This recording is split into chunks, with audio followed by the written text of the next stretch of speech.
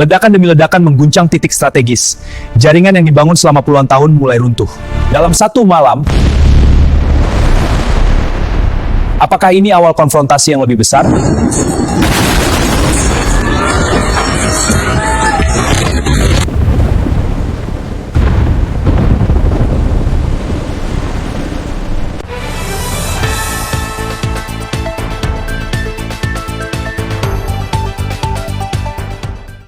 Aset-aset strategis milik Hamas dan Hezbollah yang didukung Iran telah dilumpuhkan dalam serangkaian serangan presisi.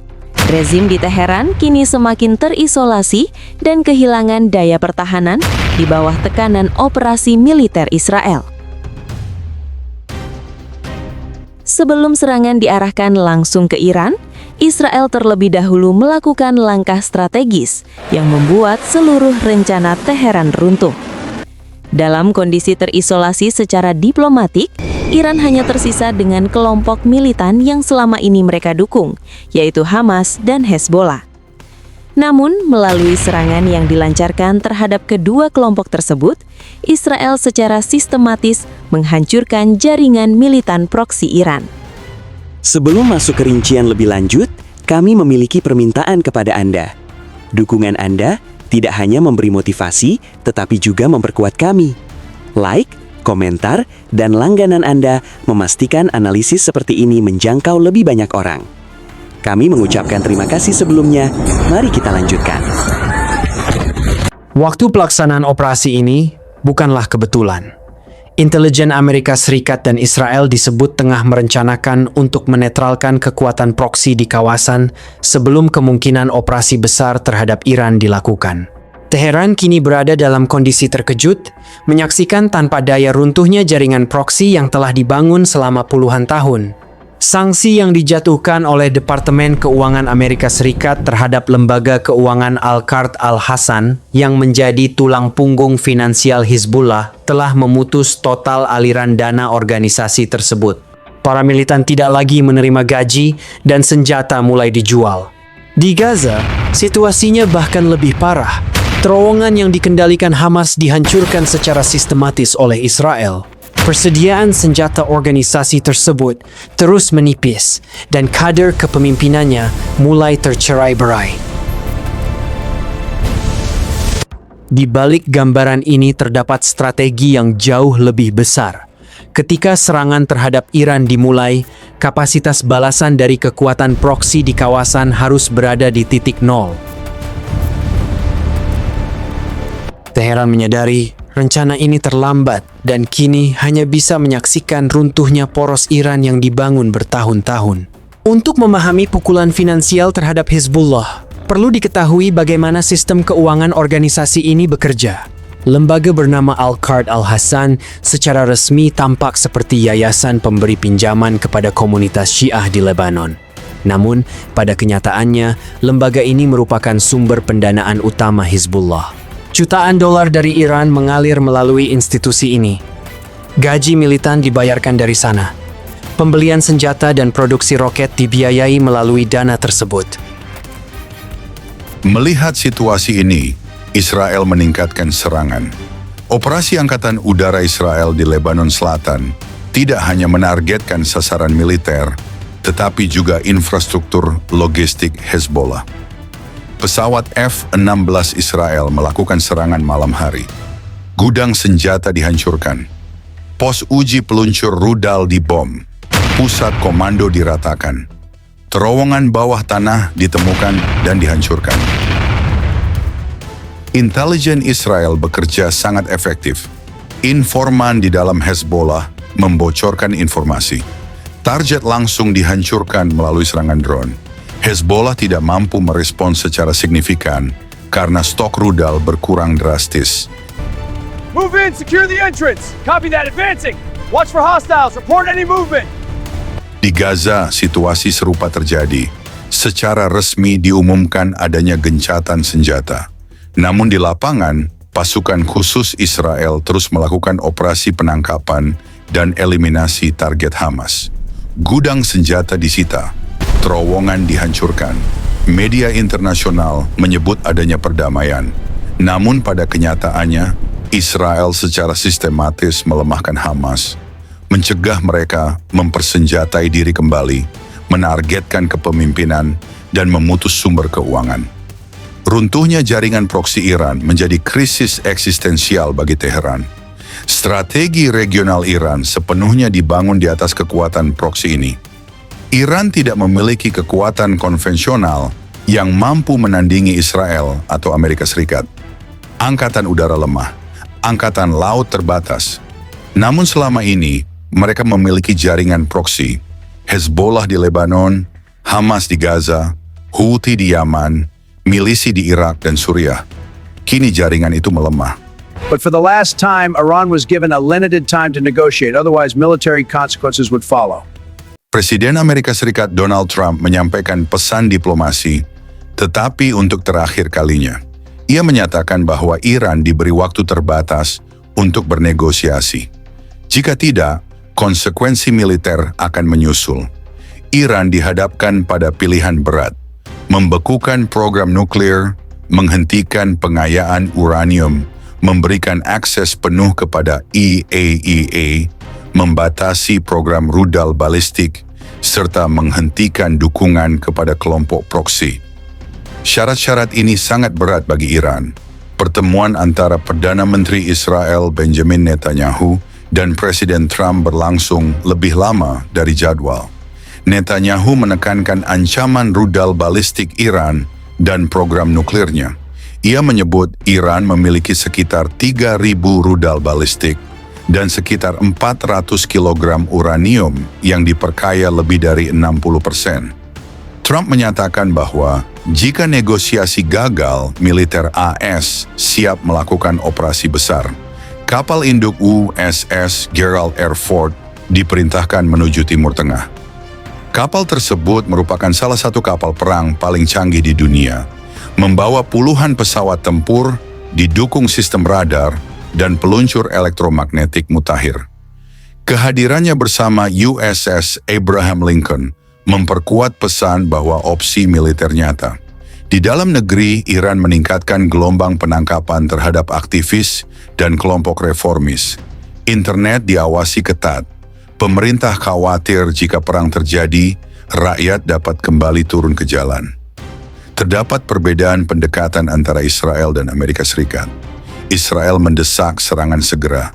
AS lebih berhati-hati karena mempertimbangkan risiko ekonomi global, termasuk potensi lonjakan harga minyak dan gangguan di Selat Hormuz. IAEA melaporkan Iran memiliki 400 kg uranium yang diperkaya di atas 60%. Untuk senjata nuklir diperlukan pengayaan 90%. Artinya, jarak menuju kemampuan senjata relatif dekat. Akses inspektur IAEA ke fasilitas Natanz dan Fordo disebut terbatas, meningkatkan kecurigaan. Negara-negara Teluk seperti Bahrain menyatakan akan merespons jika Iran menyerang wilayah atau pangkalan AS. Dukungan kawasan terhadap Iran semakin menyusut. Kesimpulannya, netralisasi sistematis terhadap militan proksi Iran merupakan langkah strategis besar Israel yang mengubah keseimbangan regional. Hezbollah melemah secara finansial dan militer. Hamas terpukul. Jaringan proksi Iran terurai. Iran kini berada di persimpangan, menerima kesepakatan dengan konsekuensi politik internal atau menghadapi konfrontasi militer.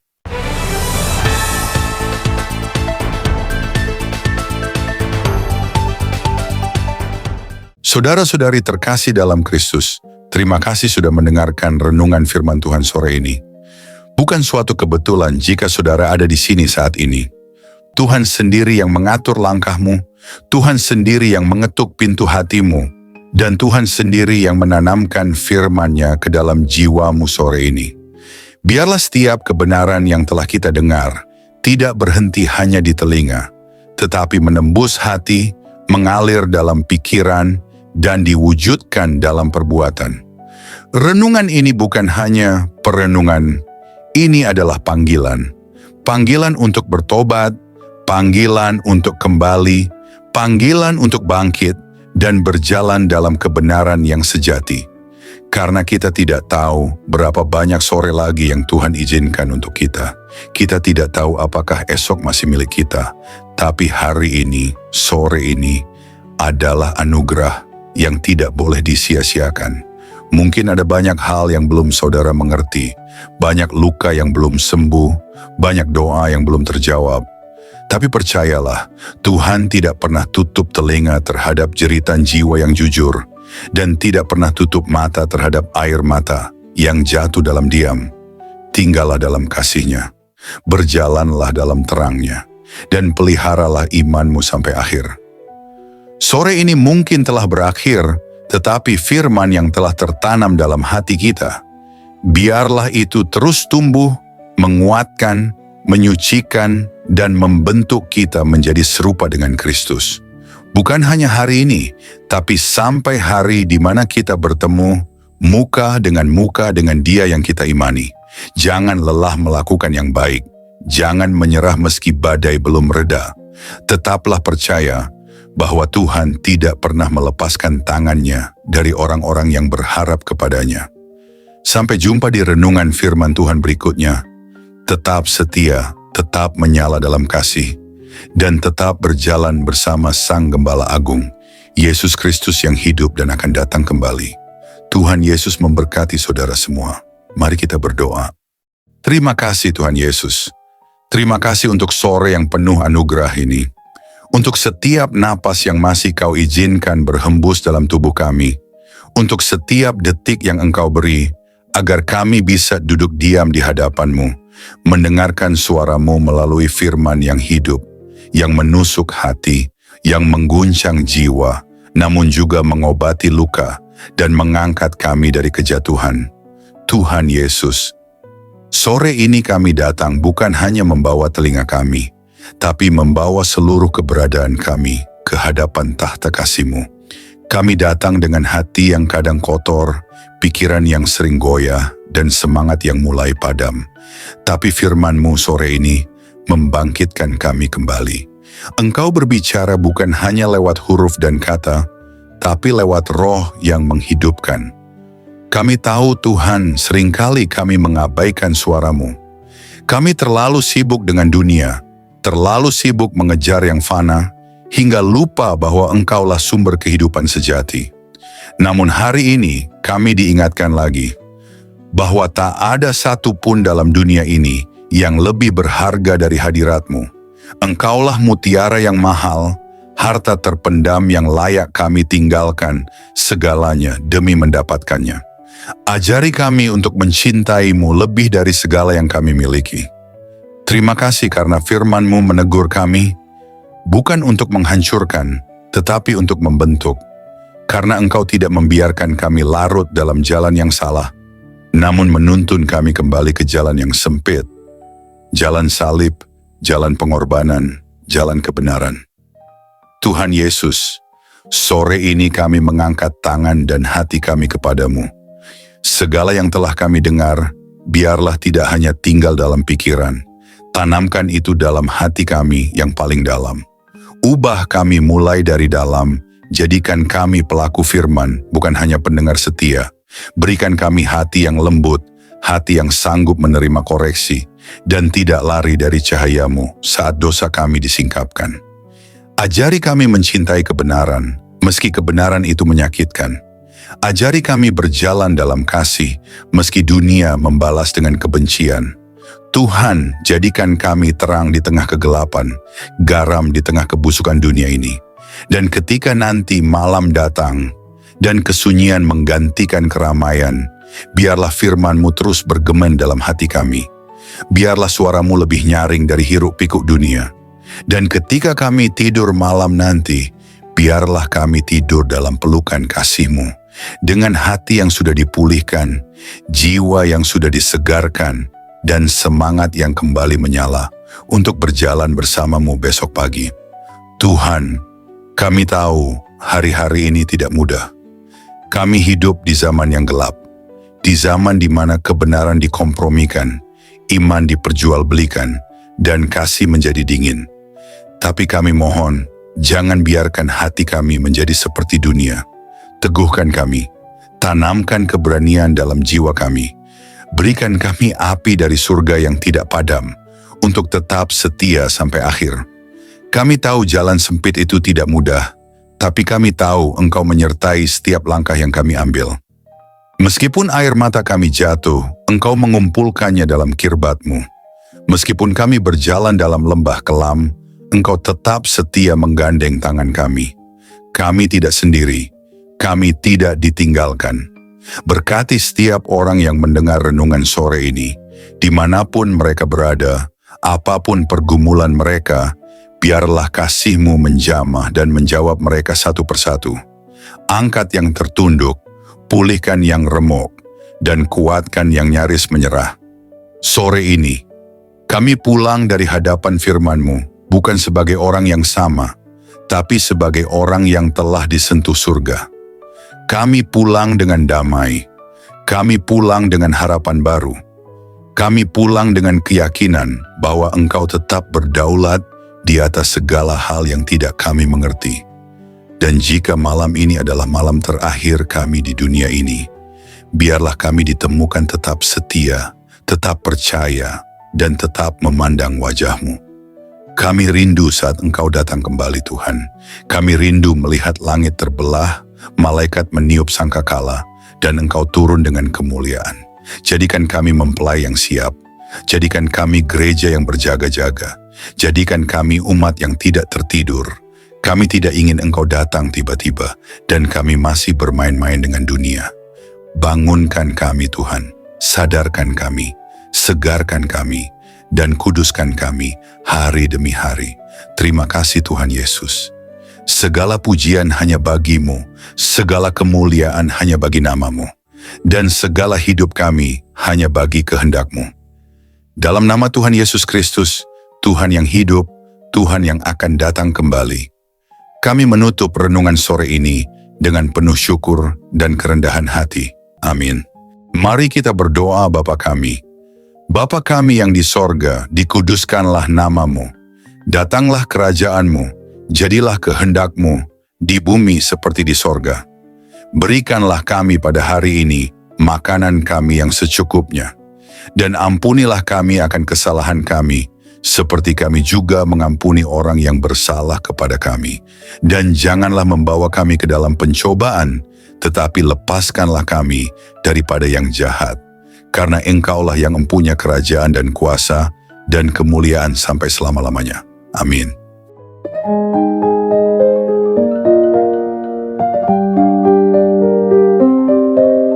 Saudara-saudari terkasih dalam Kristus, terima kasih banyak atas kesetiaan saudara-saudari mengikuti renungan firman Tuhan sore ini sampai selesai. Semoga setiap firman yang telah kita dengar, setiap pesan yang telah menyentuh hati, dan setiap doa yang telah kita panjatkan bersama, sungguh-sungguh menjadi kekuatan dan penghiburan bagi hidup saudara di hari-hari yang penuh tantangan ini. Kiranya firman Tuhan hari ini menanamkan keberanian dan keyakinan dalam hati kita semua, bahwa tidak ada keadaan yang luput dari kuasa Allah.